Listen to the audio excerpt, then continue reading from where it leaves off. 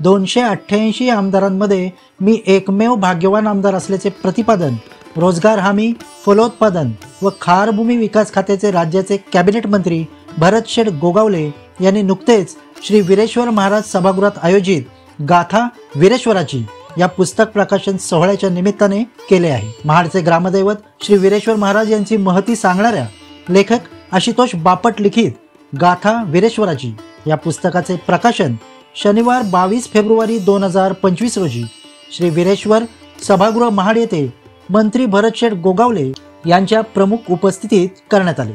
या सोहळ्यास मंत्री गोगावले यांच्या समवेत पुस्तकाचे लेखक आशुतोष बापट, प्रकाशक रवींद्र घाटपांडे, वीर मुरारबाजी देशपांडे यांचे वंशज संदीप पोतनीस, राष्ट्रपती पुरस्कार प्राप्त ज्येष्ठ साहित्यिक प्रभाकर भुसकुटे, माजी मुख्याध्यापक सतीशचंद्र टिपणीस, शिवव्याख्याते सौरभ करडे या मान्यवरांसह श्री वीरेश्वर देवस्थान ट्रस्टतर्फे सरपंच दीपक वारंगे, उपसरपंच रमेश नातेकर, पंच दिलीप पार्टे, अनंत शेठ, संजय पवार, गणेश वडके, उत्सव कमिटी अध्यक्ष रोहन पवार, उपाध्यक्ष जितेश शेळगे, प्रीतम सकपाळ, सौ विद्या गद्रे गाडगीळ इत्यादी उपस्थित होते।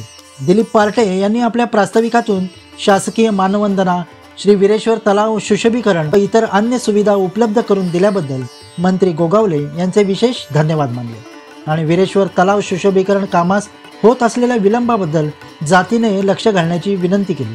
मंत्री गोगावले यांनी आपल्या मनोगतातून श्री वीरेश्वर तलाव सुशोभीकरणाच्या कामास गतिशीलता आणण्यासाठी निश्चितपणाने प्रयत्न करून या कामासाठी लागणाऱ्या अधिकच्या निधीसाठी आगामी अधिवेशनात प्रयत्न करणार असल्याचे उपस्थितांना आश्वासन दिले। तसेच मंदिराच्या ऐतिहासिक पार्श्वभूमीला साजेशा अशा भव्य कमान उभारणीसाठी निधीची कोणतीही कमतरता भासू देणार नसल्याचे सांगून लागणारा निधी उपलब्ध करून लवकरच या कमान उभारणीचा प्रश्न देखील मार्गी लावणार असल्याचे उपस्थितांना सांगितले। यावेळी शिवव्याख्याते सौरभ करडे यांनी देखील आपल्या ओजस्वी वाणीतून महाडचे तसेच श्री वीरेश्वर मंदिराचे ऐतिहासिक महत्त्व उपस्थितांना सांगितले।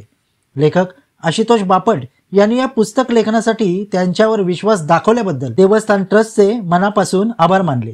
तसेच लेखन कार्यात त्यांना महत्त्वपूर्ण सहकार्य केलेल्या डॉक्टर राहुल वारंगे, शालाका वारंगे, विजय जाधव, मनोहर जंगम, प्रभाकर भुसकुटे, सतीशचंद्र टिपणीस यांना विशेष धन्यवाद दिले।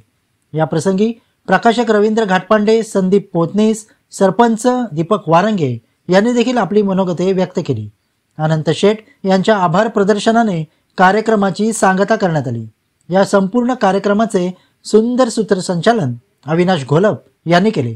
या कार्यक्रमाला वीरेश्वर देवस्थान कमिटी सदस्य, कर्मचारी, महाडमधील प्रतिष्ठित व्यक्ती आणि पत्रकार मोठ्या संख्येने उपस्थित होते।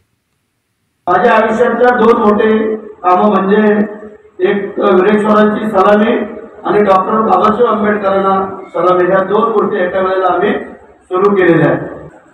या तलावासाठी जे काम अपूर्ण राहिलेलं आहे त्याचं सुशोभीकरण पूर्ण करून देतो। मधल्या काळामध्ये अधिवेशन झाल्यानंतर एक मीटिंग लावू आपण त्या ठेकेदारांसहित, अधिकाऱ्यांसहित, सगळ्यांचे की हे काम त्याने या वर्षभरामध्ये परिपूर्ण करून त्याचं अत्यंत देखणं काम व्हायला पाहिजे अशा प्रकारची जबाबदारी आम्ही पण त्याच्यामध्ये 250 कोटी रुपये दिले।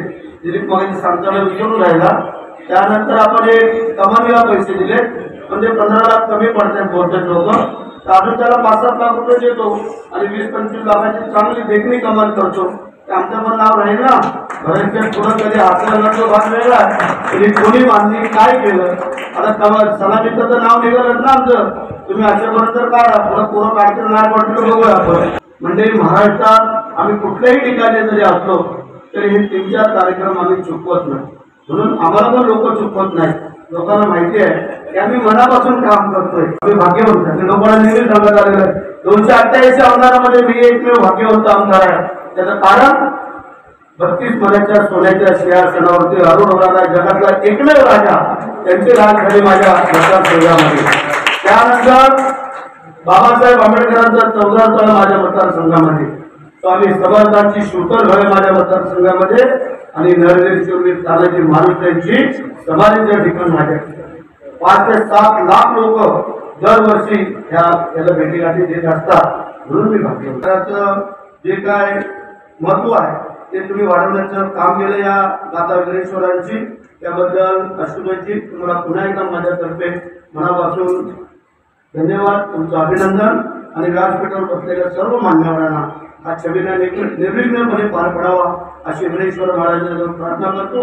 आणि उपस्थित आहेत ते पण आणि काही कारणास्तव जे काय येता आलं नाही ते पण सगळ्यांना निरोगी आरोग्य आयुष्य द्यावं अशी विघ्नेश्वर महाराजांजवळ प्रार्थना करतो. आणि हे 3-4 आमचे वयोवृद्ध मंडळी आहेत, पुढे असतील, जंगमसर असतील, या सगळ्यांना शतायुष्य व्हावं अशी आम्ही विघ्नेश्वर महाराजांवर प्रार्थना करतो. तुम्ही पाहत आहात विस्टा न्यूज मराठी.